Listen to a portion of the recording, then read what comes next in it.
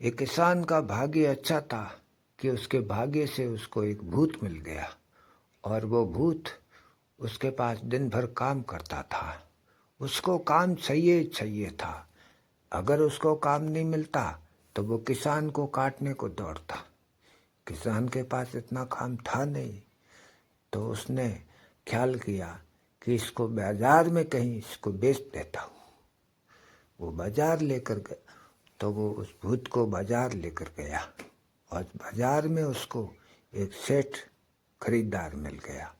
उसने खुशी खुशी उसको खरीद लिया, लेकिन फिर भी किसान ने सावधान किया कि सेठ जी, इसकी कीमत सिर्फ 500 रुपये है।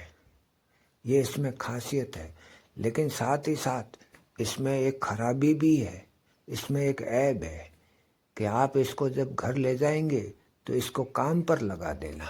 अगर काम नहीं होगा तो ये आपको काटने को दौड़ेगा। सेठ ने ख्याल किया कि मेरे घर में बहुत काम है, और मेरे घर में काम खत्म होने पर मैं अपने दुकान पर लगा दूंगा। मेरा काम तो बिलाई तक फैला हुआ है, मेरे पास काम की कहाँ कमी है। ये थक जाएगा लेकिन काम नहीं कम पड़ेगा, तुम इसकी फिक्र मत करो। वो घर ले आए और उसको आते ही काम लगा दिया। सेठ को क्या पता कि ये जल्दी काम निपटा देगा। सेठ इधर उधर थोड़ा आराम करके जैसे ही देखा कि वो काम के लिए मुंह फाड़ रहा था कि काम काम, तो सेठ ने फिर काम बता दिया। ऐसे ऐसे उन्होंने धक्का गाड़ी करके कुछ दिन चलाया। फिर उनको फिक्र होने लगी कि अब तो इतना काम है ही नहीं, बेवजह काम बताते हैं। कोई होता काम जो होना चाहिए, कराना चाहिए, वैसा काम तो अब है ही नहीं, तो अब करें क्या। तो सेठ को चिंता होने लगी। तो उसके संजोग से एक दिन कोई साधु महात्मा आ गए, और उन महात्मा ने सेठ जी के चिंता का कारण पूछा। तो सेठ जी ने ये बात बताई। तो संत ने कहा कि आप इसकी फिक्र मत करें, आप इसमें चिंता ना करें। बाजार जाए और एक बांस लेकर आंगन के बीचों बीच गाड़ दे। जब तक काम हो आप काम कराए, और काम न हो तो इसको बांस पर चढ़ना और उतरना, ये काम आप उसको बता दो। सेठ ने वैसा ही किया। जब काम होता तो काम कराते, नहीं होता तो बांस पर उतरना और चढ़ना, उतरना उतरना चढ़ना। उस काम में लगा देते हैं। वो भूत बेचारा जब काम होता है तो काम करता है, और जब काम खत्म हो जाता है तो उसको बताया गया है कि बांस पर ऊपर चढ़ना, नीचे उतरना, ये काम तो कभी खत्म होता नहीं है, और सेठ भी आराम से आराम करने लगते हैं। ये मिसाल एक हमारे मन के ऊपर दी गई है कि हमारा जो मन है वो हमेशा काम मांगता है। मन को किसी काम में लगाते रहना चाहिए, तो हम जो जायज काम होता है वो काम हम करते हैं, और अगर बेजायज काम होता है तो उसमें मन नहीं लगता है।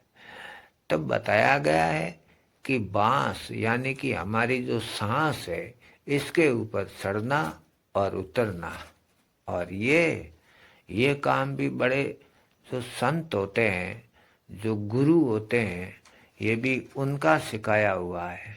जब कोई बड़ा संत होता है, आध्यात्मिक गुरु होता है, उसके पास जब कोई लोग जाते हैं तो वो अपना शिष्य बताते हैं, बनाते हैं, और फिर उनको क्या काम कराए। तब वो कहते ध्यान करो, तो उनको मुंडी नीचे करके ध्यान में बैठा देते हैं, यानी कि बांस के ऊपर चढ़ना और नीचे उतरना, ये काम लगा देते हैं। और ये एकदम यूजलेस है, यानी कि इसमें कोई लाभ नहीं है। जिसका शरीर पूरी तरह से कमजोर होता है, वो कोई चल फिर नहीं सकता, कोई काम नहीं कर सकता, ये उनके लिए है। अगर कोई हट्टा कट्टा आदमी हमेशा काम मेहनत करके मजदूरी करने वाला आदमी इस तरह से अगर ध्यान करने लग जाएगा तो उसकी आदत गलत पड़ सकती है और वो काम के बीच में भी इस तरह से बांस के ऊपर चढ़ना और उतरना चालू कर देगा। तो ये मिसाल दी गई है। ये जो बात है इससे हम अपनी अपनी समझ से सीख ले सकते हैं, चाहे तो बांस पर चढ़ना उतरना या फिर इसको एक मिसाल ही समझे तो इसमें बेहतर रहेगा। वो अपनी अपनी मर्जी पर होता है, वो अपनी अपनी मर्जी से रहता है कि आप उससे क्या सीख क्या समझ लेते हैं। जरूर पसंद आएगा, लाइक करें, चैनल को सब्सक्राइब करें। मिलते हैं अगले वीडियो में। मैं MR सुथार।